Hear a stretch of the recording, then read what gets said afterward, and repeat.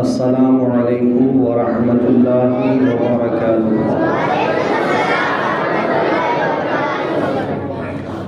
الحمد للہ نحمده ونستعینه ونستغفره ونؤمن به ونتوکل علیہ ونعوذ باللہ من شرور انفسنا ومن سیئات اعمالنا من يهده الله فلا مضل له ومن يضلله فلا هادي له ونشهد أن لا إله إلا الله وحده لا شريك له ونشهد أن محمدا عبده ورسوله أما بعد فأعوذ بالله من الشيطان الرجيم بسم الله الرحمن الرحيم إنا أنزلناه في ليلة القدر وما أدراك ما ليلة القدر ليلة القدر خير من 1000 شهر تنزل الملائكة والروح فيها بإذن ربهم من كل أمر سلام هي حتى مطلع الفجر صدق الله المولانا العظيم وصدق رسوله النبي الأمين المتين الكريم ونحن على ذلك لمن الشاهدين والشاكرين والحمد لله رب العالمين۔ سب سے پہلے آقائے دو عالم صلی اللہ علیہ وآلہ وسلم کی بارگاہ میں درود و سلام کا نذرانے محبت پیش کریں۔ اللہم صلی علی سیدنا مولانا محمد بارک وسلم صلاۃ و سلاما علیک یا رسول اللہ صلی اللہ تعالی علیہ وآلہ وسلم۔ اللہ رب العزت کا ارشاد گرامی ہے، بے شک ہم نے اسے اتارا لیلۃ القدر میں۔ کسے اتارا؟ قرآن پاک کو، کہ ہم نے قرآن پاک کو اتارا لیلۃ القدر میں۔ کیا تم نے جانا کہ لیلۃ القدر کیا ہے؟ لیلۃ القدر 1000 مہینوں سے افضل ہے۔ اس میں آسمان سے فرشتے اترتے ہیں، ہر چیز کا حکم لے کر سلامتی کے ساتھ، یا وہ سلام بھیجتے رہتے ہیں زمین والوں پر، یہاں تک کہ فجر طلوع ہو جاتا ہے۔ اس سورہ پاک کے ترجمے سے سمجھ میں آیا کہ اللہ نے قرآن کو لیلۃ القدر میں اتارا۔ ایک دوسرے موقع پر اللہ نے فرمایا شہر رمضان الذی انزل فیہ القرآن، رمضان کا مبارک مہینہ جس میں قرآن اتارا گیا۔ اور جب حضور کی سیرت کا مطالعہ کرتے ہیں تو معلوم ہوتا ہے کہ پورا قرآن 23 برس کی مدت میں حضور پر نازل ہوا۔ تو جب 3 طرح کی بات ہے تو تینوں کا مطلب کیا ہے؟ اس کو علماء، محققین، مفسرین اس طرح ترتیب دیتے ہیں کہ اللہ تعالی نے شب قدر کو لوح محفوظ سے آسمان دنیا پر شب قدر کو قرآن اتارا، اور شب قدر ماہ رمضان میں ہے، تو رمضان میں اتارنا بھی سمجھ میں آ گیا کہ جب شب قدر میں اتارا تو یقیناً رمضان کے مہینے میں اتارا۔ ہاں، جیسی جیسی ضرورت پیش آئی ویسے ویسے پہلے آسمان سے حضور صلی اللہ علیہ وسلم کی خدمت میں 23 برس میں اتارا گیا۔ تو تینوں بات اپنی جگہ پر صحیح اور درست ہے۔ تو اس طرح سے قرآن 23 سال میں اتارا گیا، یہ بھی صحیح ہے۔ رمضان میں اتارا گیا، یہ بھی صحیح ہے۔ شب قدر میں اتارا گیا، یہ بھی صحیح ہے۔ شب قدر کو شب قدر کیوں کہتے ہیں؟ قدر کے معنی عزت، عظمت، احترام کے ہے۔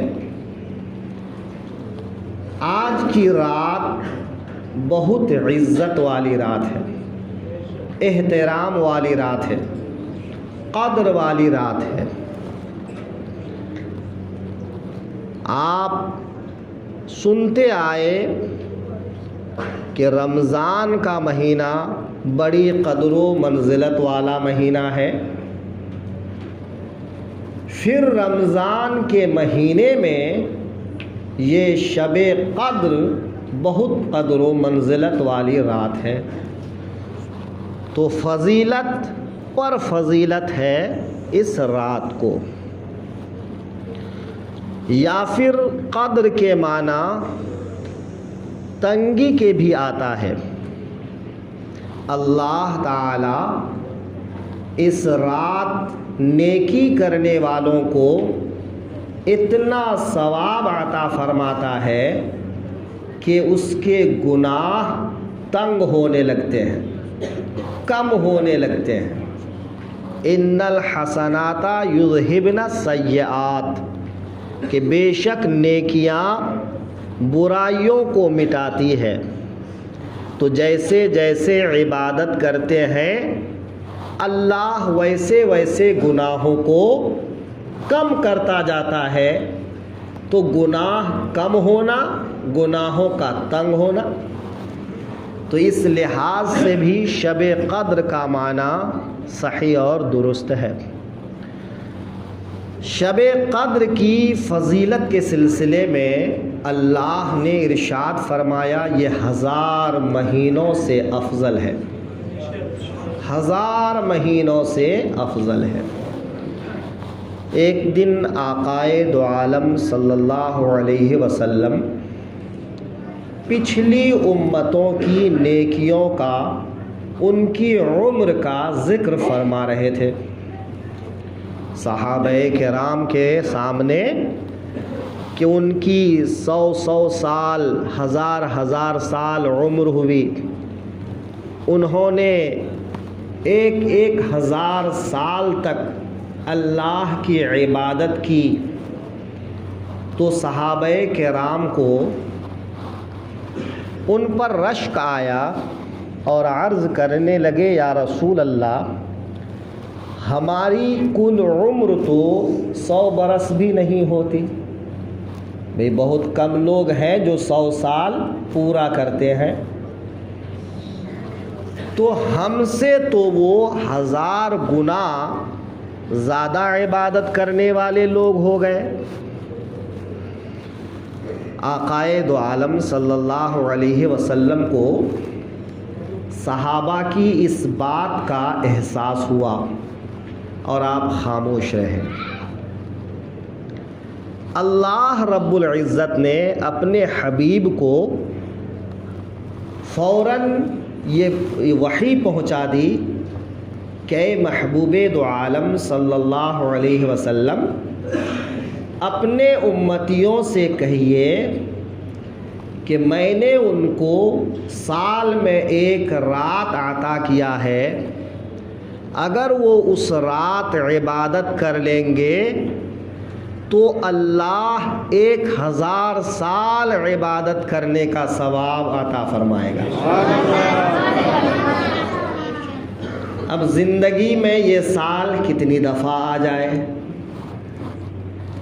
جتنی دفعہ آ جائے اتنی دفعہ جو ہے اس رات کو جاگ کر ہر سال ہر شب قدر 1000 سال کی عبادت کا ثواب حاصل کرتے رہیں تو صحابہ کرام خوش ہو گئے۔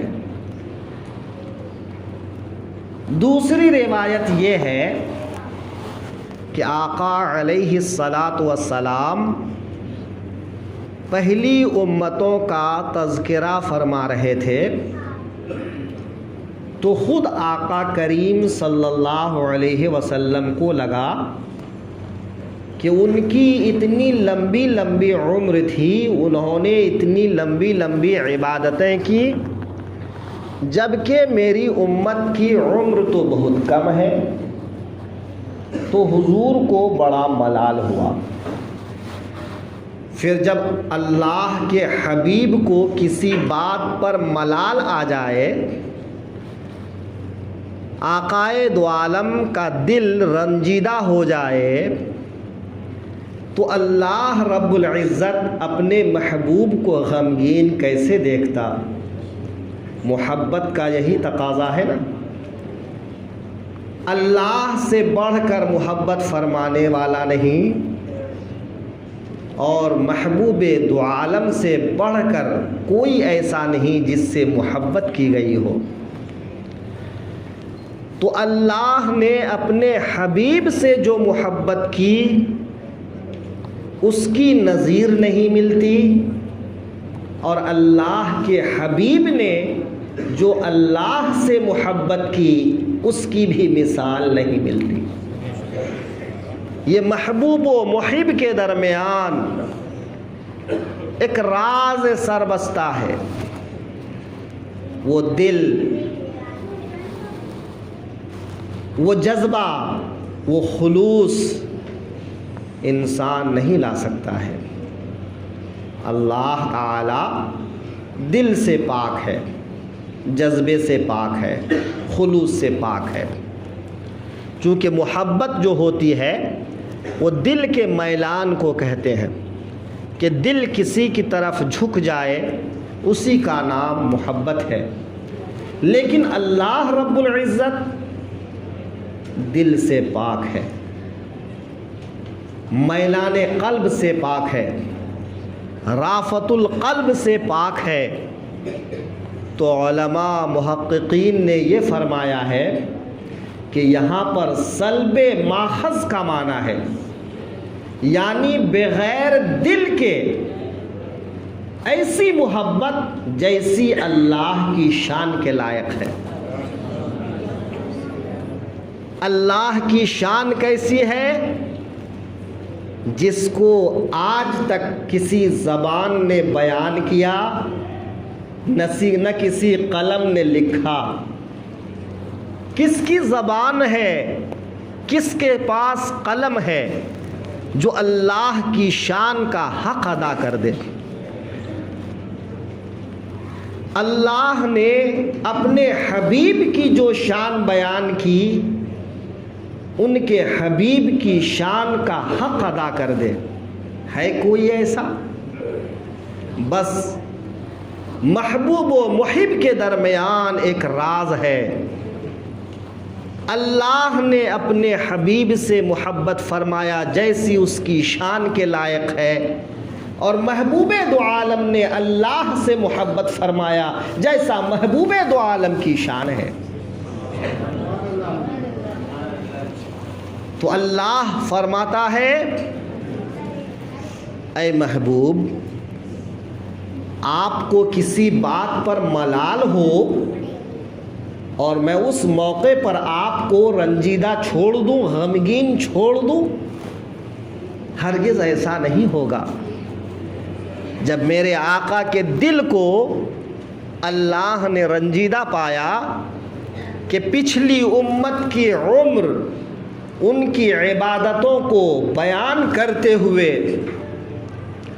آپ کو اپنی امت کی مختصر عمر اور مختصر عبادت کا احساس ہوا، تو اللہ نے سورہ قدر نازل فرما دیا۔ اللہ نے سورہ قدر نازل فرما دیا اور فرمایا اے محبوب، میں نے آپ کو، آپ کی امت کو شب قدر عطا کیا ہے۔ جانتے ہیں وہ شب قدر کیا ہے؟ تو میرا رب ارشاد فرماتا خیر من الف شہر، کہ وہ 1000 مہینوں سے بہتر ہے۔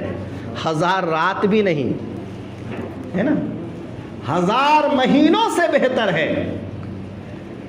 تو اللہ نے اپنے حبیب کو، حبیب کے غلاموں کو جو شان اور فضیلت عطا کیا ہے اس کی مثال پہلے کبھی نہیں ملتی ہے۔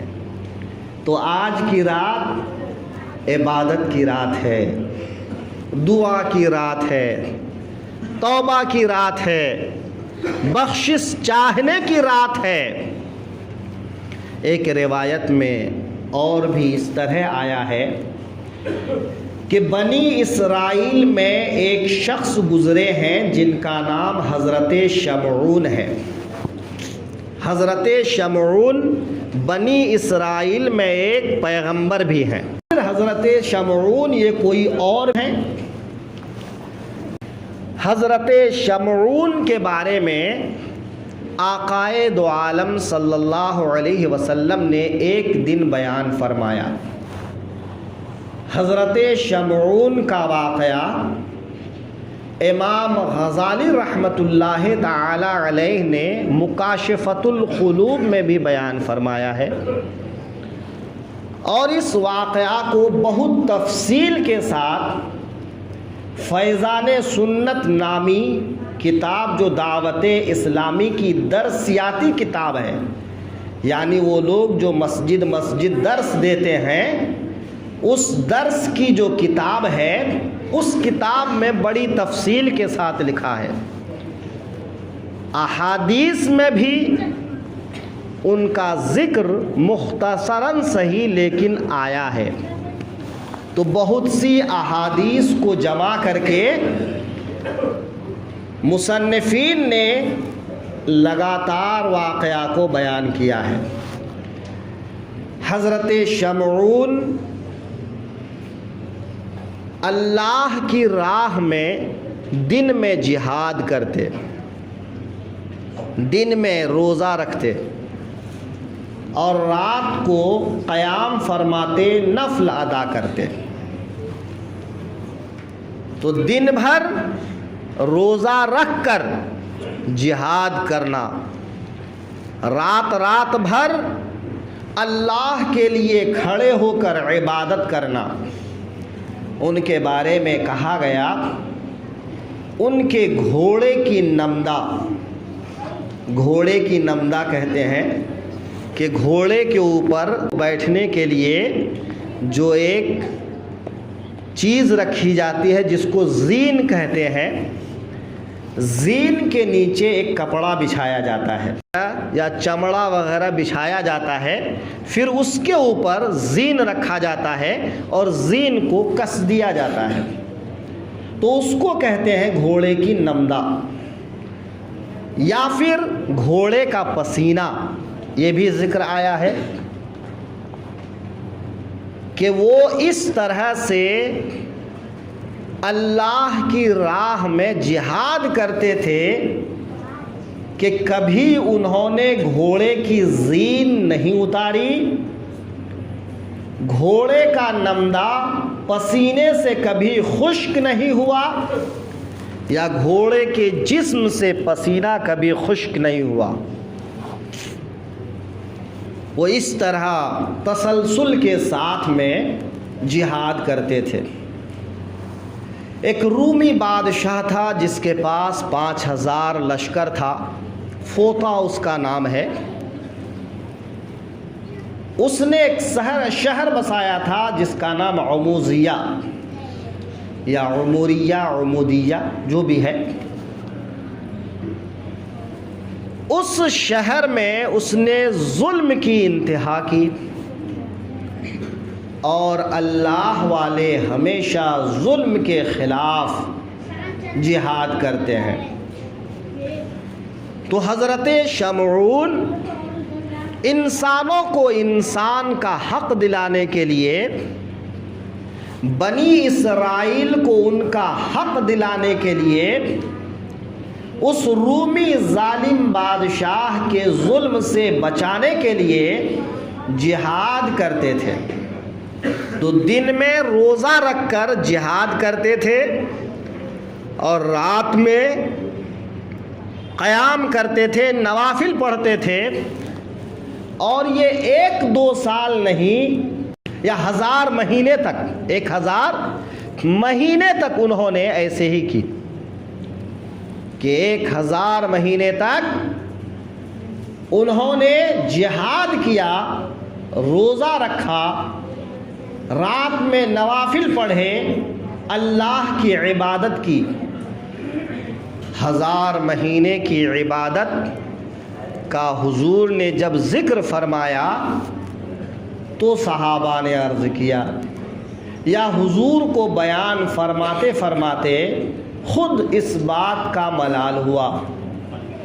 تو اللہ تعالی نے اس کے جواب میں یہ شب قدر عطا فرمایا کہ اے محبوب، بنی اسرائیل کا ایک شخص جو 1000 مہینوں تک جہاد کرے اللہ کی راہ میں، روزہ رکھے اللہ کے لیے، نمازیں پڑھے اللہ کے لیے، آپ کی امت کا ایمان والا شخص اگر ایک رات عبادت کر لے، وہ رات جس کو ہم نے شب قدر کہا ہے، تو ان کو اس حضرت شمعون کے 1000 مہینے کی عبادت کے برابر ثواب عطا کیا جائے گا۔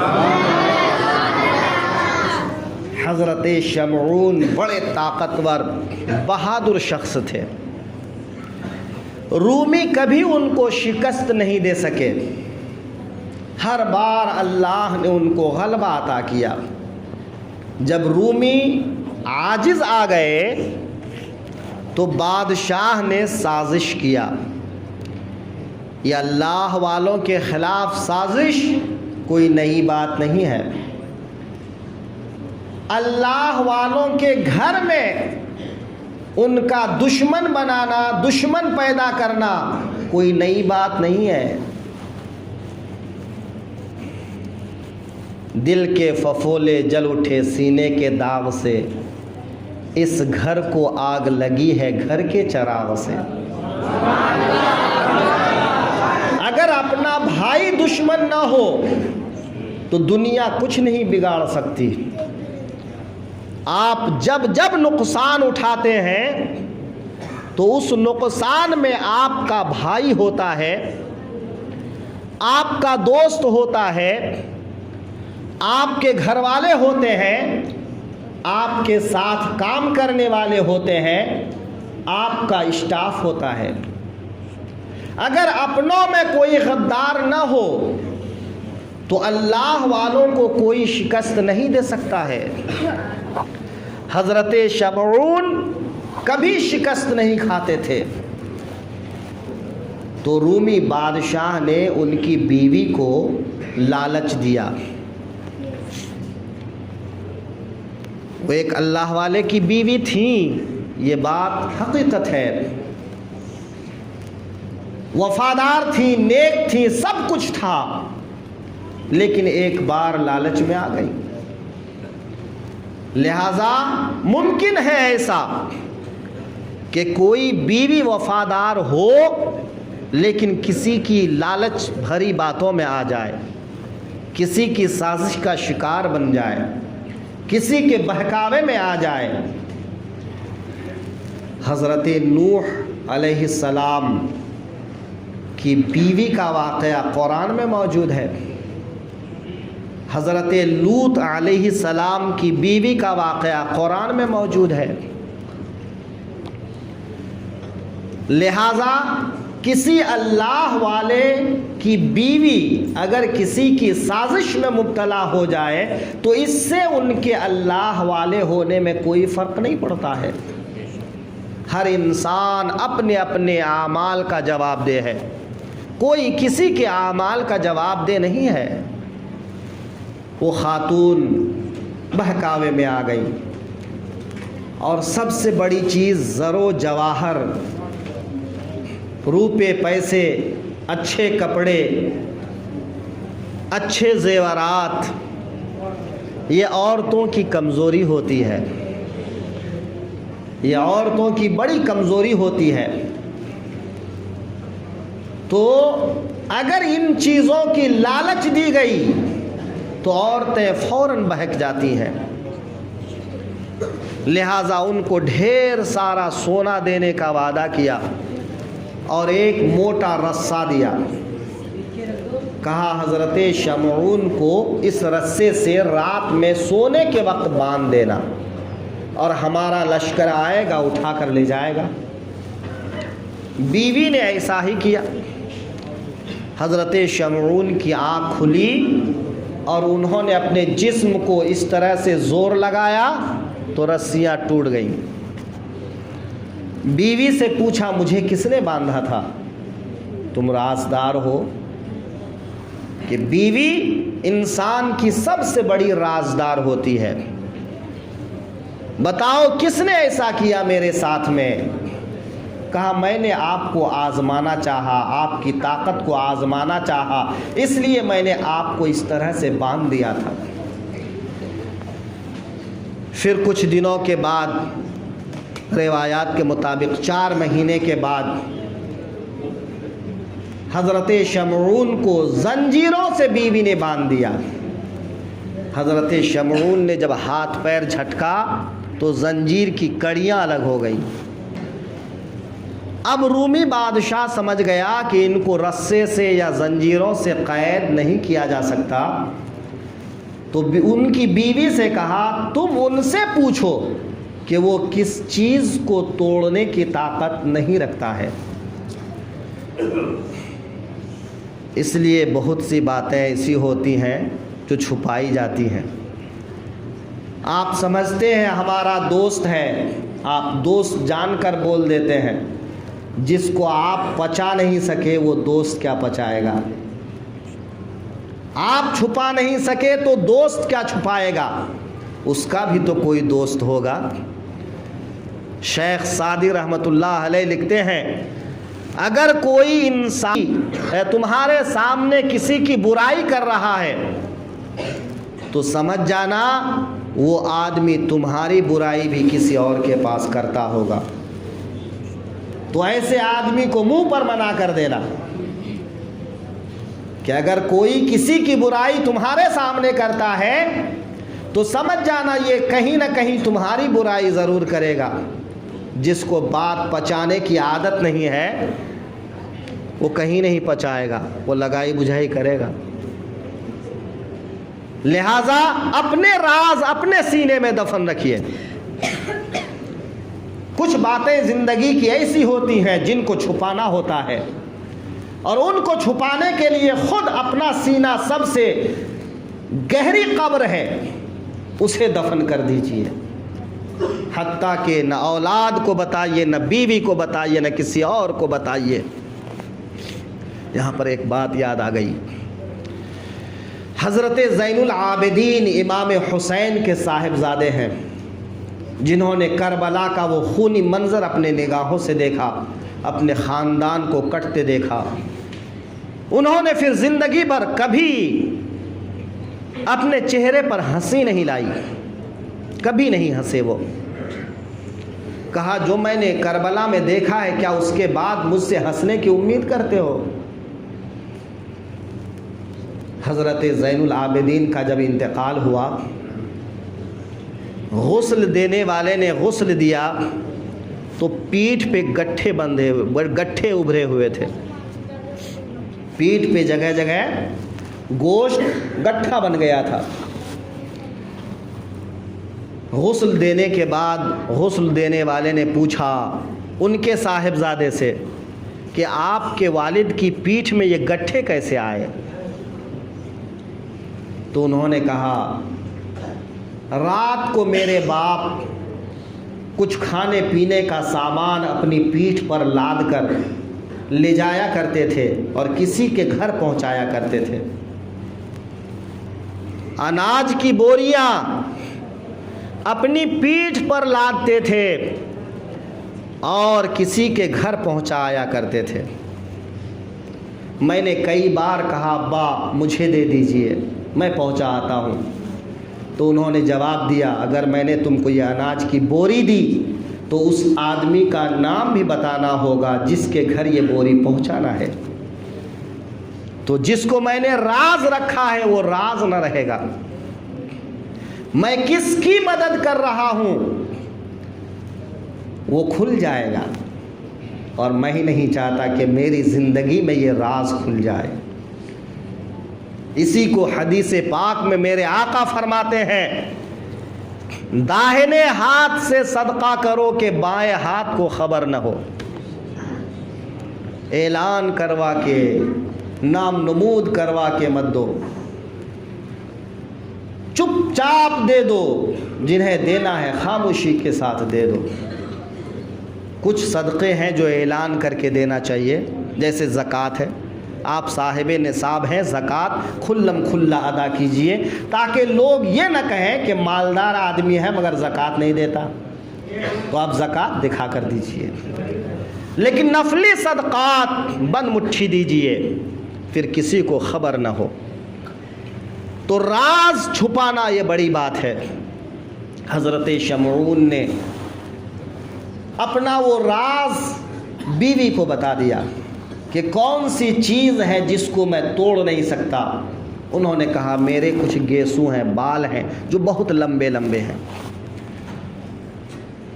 اگر ان گیسوؤں سے میرے ہاتھ پیر باندھ دیے جائیں تو پھر میں ان کو توڑنے کی طاقت نہیں رکھتا ہوں، گویا میری طاقت انہی گیسوؤں میں ہے۔ بیوی کو راز معلوم ہو گیا، بیوی بے وفا ہو چکی تھی۔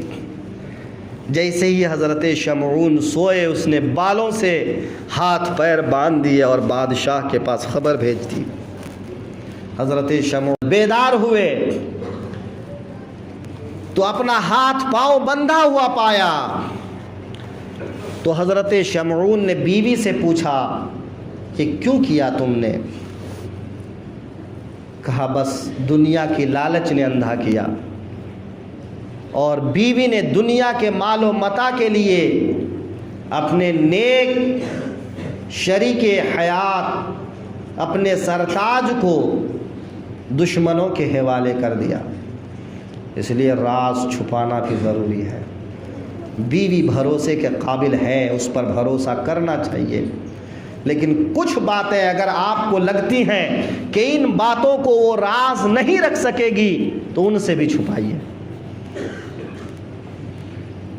حضرت شمعون کے راز جاننے کی وجہ سے بیوی نے حضرت شمعون کو دشمن کے حوالے کر دیا، لشکر لے گئے، ایک کھمبے سے باندھ دیا، ناک، کان، آنکھیں، ہونٹ، جسم کا ایک ایک حصہ کاٹنے لگے، تڑپا تڑپا کے مارنے لگے۔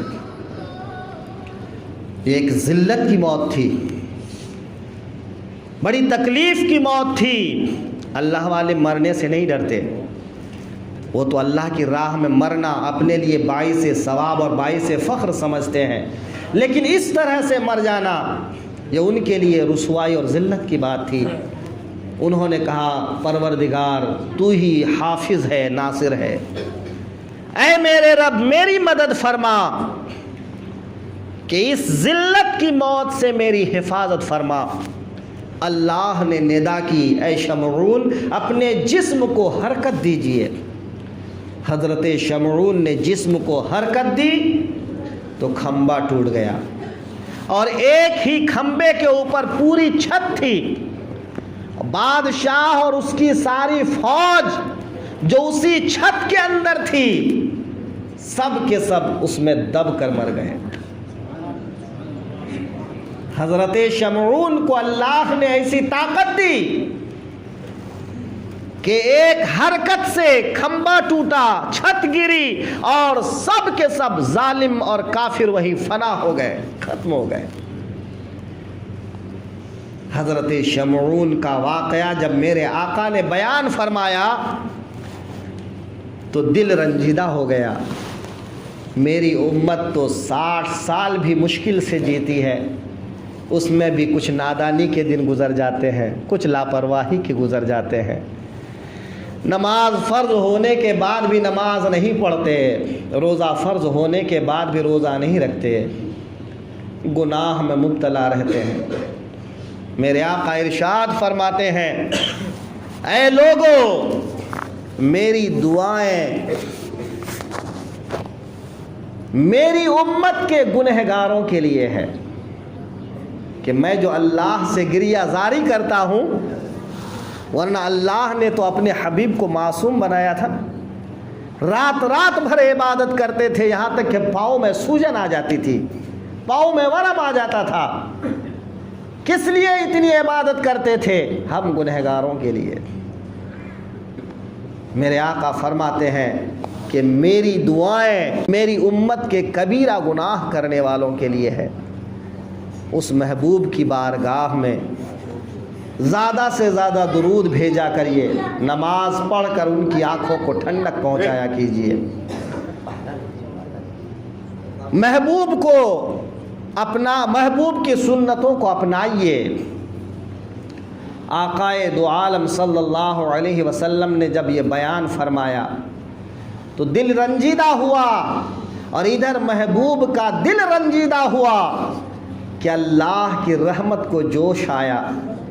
جبرائیل میرے محبوب کے چہرے پہ شکن آ جائے، محبوب غم زدہ ہو جائے، محبوب کے دل میں ملال ہو جائے، ایسا نہیں ہو، جاؤ سورہ قدر محبوب کو سناؤ، سورہ قدر محبوب کو سناؤ۔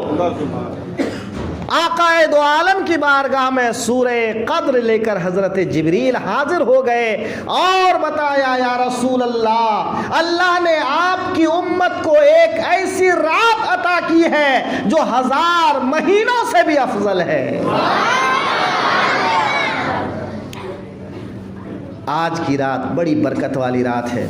حضرت عائشہ صدیقہ رضی اللہ عنہا اپنے محبوب کی بارگاہ میں عرض کرتی ہیں، یا رسول اللہ، آج کی رات میں کون سی دعا مانگوں؟ آج کی رات کیا مانگوں میرے رب سے؟ میرے آقا نے جو دعا سکھایا وہ اس طرح سے سکھایا، اے اللہ تو معافی دینے والا ہے، انک عفو تحب العفو، اے اللہ تو معافی دینے والا ہے، معافی دینے کو تو پسند فرماتا ہے، فاعف عنا یا فاعف عنی، اے اللہ مجھے بھی معاف فرما دے، اے اللہ تو معاف فرمانے والا ہے، تو معاف فرمانے کو پسند فرماتا ہے، اللہ مجھے بھی معاف فرما دے۔ حضرت عائشہ کو میرے آقا نے یہ دعا سکھلایا اور کہا کہ یہ دعا مانگا کرو آج کی رات میں، اللہ ہر مسلمان کا گناہ معاف فرمائے گا، مگر معافی مانگ کے تو دیکھیے، معافی تو مانگنا ہوگا نا۔ اللہم انک عفو تحب العفو فاعف عنا. اے اللہ تو معاف فرمانے کو پسند فرماتا ہے. آج ہمارے بھائی سے کسی سے غلطی ہو جائے تو ہم لوگ زندگی بھر کے لیے رشتہ توڑ لیتے ہیں. مت توڑیے رشتہ. غلطی کس سے نہیں ہوتی؟ ایک انسان صبح سے شام تک 1000 غلطی کرتا ہے لیکن اللہ اسے معاف فرما دیتا ہے. تو اللہ کے اس معافی دینے کا صدقہ تو اپنے دل میں بھی پیدا کیجئے. معاف کر دیجئے. معاف کر دینے کو اللہ پسند فرماتا ہے. جب سوئیے تو معافی دے کے سوئیے. آج دن بھر جس نے بھی جو کچھ کہا میں نے اللہ کی خاطر اسے معاف کر دیا تو دیکھیے آپ سکون کی نیند سوئیں گے. آپ کو ٹینشن نہیں ہوگی. آپ پریشان رہتے ہیں اس نے ایسا کیا تو اس کو ایسا سبق سکھاؤں گا کہ زندگی بھر یاد کرے گا. یہ سبق سکھانے کی پلان بناتے بناتے فجر کی اذان ہو جاتی ہے. آپ کی فجر بھی چھوٹتی ہے اور پلان بھی سکسیس نہیں ہوتا ہے. تو کیوں نہ معاف کر دیجئے. اللہ معاف فرماتا ہے. محبوب دو عالم کو معاف فرمانا بہت پسند ہے. تو معاف کیجئے. معافی کا جذبہ جب آپ کے دل میں پیدا ہو جائے گا تب آپ کے دل میں نرمی آئے گی. آپ کے اندر عاجزی آئے گی. ٹھیک ہے صرف نظر کرنا, معاف کر دینا. بچوں کو معاف کیجئے, بیوی کو معاف کیجئے, بھائیوں کو معاف کیجئے, خاندان والوں کو معاف کیجئے, دوست احباب کو معاف کیجئے. آج کی رات معافی مانگنے کی رات ہے اور معافی دینے کی بھی رات ہے. عہد کیجئے کہ جن سے بھی جو گلے شکوے ہیں آج کی رات آپ معاف کر دیں گے. جب آپ کے دل میں یہ جذبہ پیدا ہوگا پھر آپ عبادت کریں گے. سب کو معاف کرنے کے بعد عبادت شروع کیجئے اور اللہ سے دعا کیجئے اے اللہ معاف کرنا تجھے بہت پسند ہے. میں نے اپنے دشمنوں کو معاف کر دیا ہے, اپنے تکلیف دینے والوں کو معاف کر دیا ہے. اے اللہ تو مجھے معاف فرما دے. میرے صغیرہ گناہوں کو معاف فرما دے, میرے کبیرہ گناہوں کو معاف فرما دے. جو میں نے جان بوجھ کے کیا ہے اسے معاف فرما دے, جو میں نے انجانے میں کیا ہے اسے معاف فرما دے. اور جب معاف فرما دے گا نا تو آپ کے دل کو قرار آئے گا. اللہ کی بارگاہ میں چند قطرے آنسو کے بہا کے دیکھیے دل کتنا ہلکا ہو جاتا ہے. جب کبھی دنیا سے اکتا جائیے رب کی بارگاہ میں آ جائیے, ہاتھ اٹھا کے دعائیں مانگیے, سب کو معاف کر دیجئے.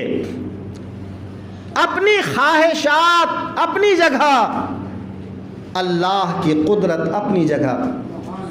محنت ضرور کیجئے لیکن محنت کرنے کے بعد اگر آپ کی محنت کے لحاظ سے آپ کو پھل نہیں ملا, آپ کی خواہش کے لحاظ سے آپ کو نہیں ملا تو آپ دکھی مت ہوئیے اور اللہ سے کہیے پروردگار محنت کرنا میرا کام تھا اور اس پر جزا دینا تیرا کام ہے. اگر تجھے نہیں منظور ہے کہ یہ چیز مجھے ملے تو نہ صحیح, پروردگار میں تیرے فیصلے پر راضی ہوں. جب آپ رب کے فیصلے پہ راضی ہو جائیں گے تو بے قراری نہیں آئے گی, آپ کو شکوہ نہیں ہوگا, ملال نہیں ہوگا, آپ دکھی نہیں ہوں گے. پھر کل صبح آپ حشاش بشاش ہو کر اپنے کام میں جائیں گے. کل کا سوچ کے کہ کل میں نے اتنی محنت کی کچھ نہیں ملا, آج کا دن خراب مت کیجئے. کل جو نہیں ملا وہ اللہ کے سپرد کر دیجئے. آج رزق حلال کی تلاش میں نکلیے, آج اللہ کی رضا کے لیے نکلیے. اللہ نے جو کل نہیں عطا کی تھی آج عطا کر دے, اور نہ بھی کرے تو رب کے فیصلے پر راضی ہو جانا ہی بہت بڑی بات ہے۔ رضینا بالاسلام دینا،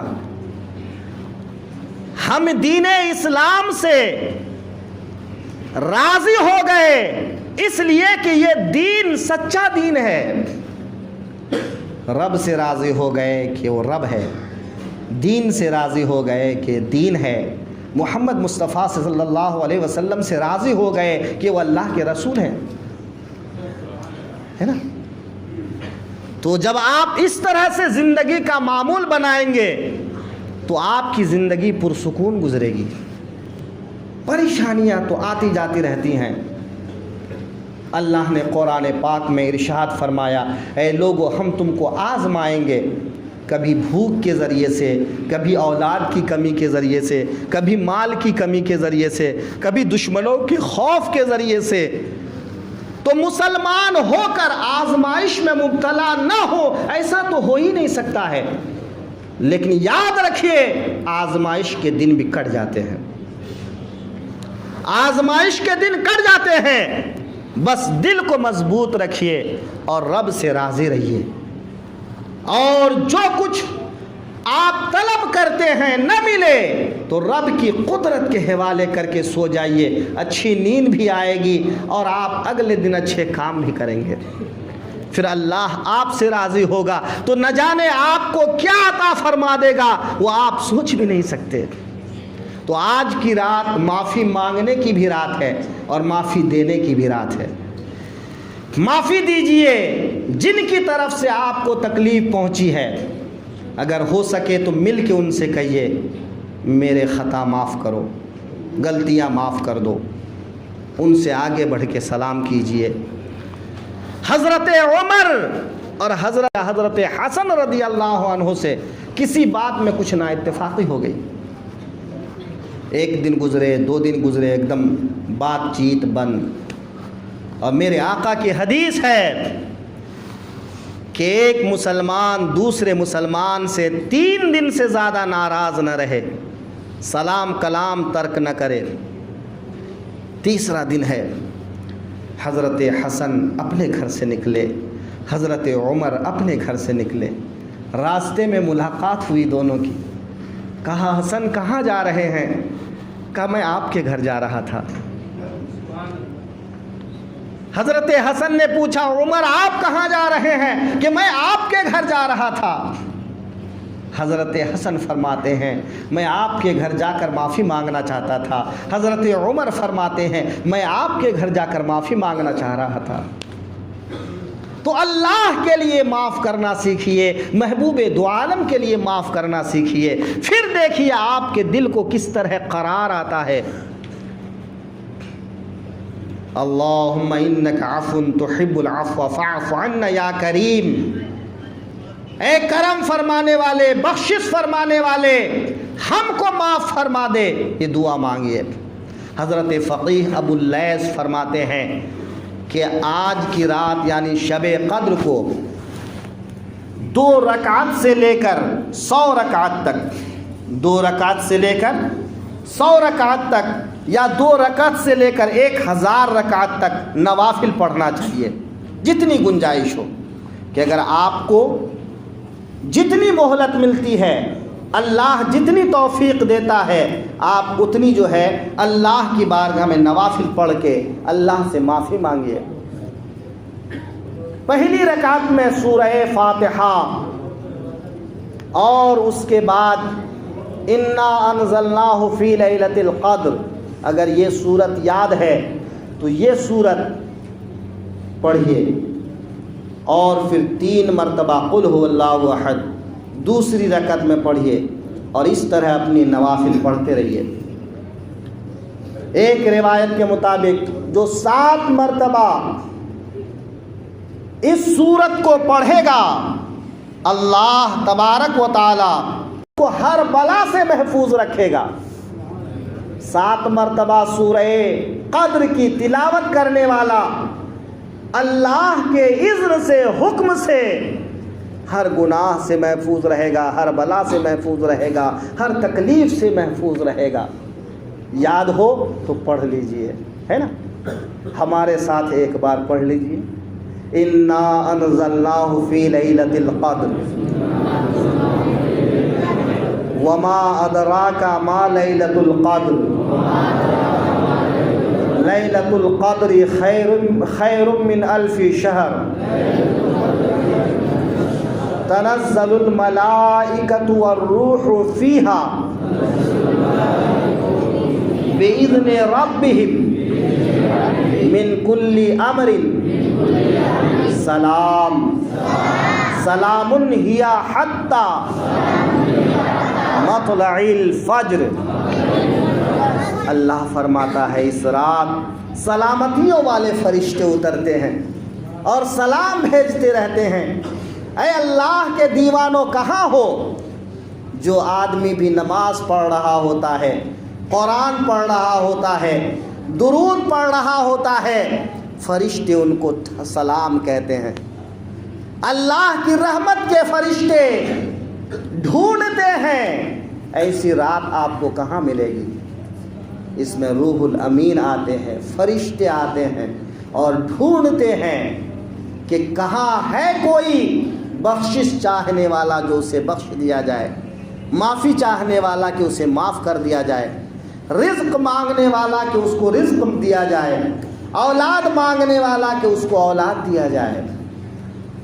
تو اللہ کے رحمت کے فرشتے اترتے ہیں اور سلامتی بھیجتے ہیں یہاں تک کہ فجر کا وقت طلوع ہو جاتا ہے۔ اللہ تبارک و تعالی ہم سب کو آج کی رات زیادہ سے زیادہ عبادت کی توفیق عطا فرمائے۔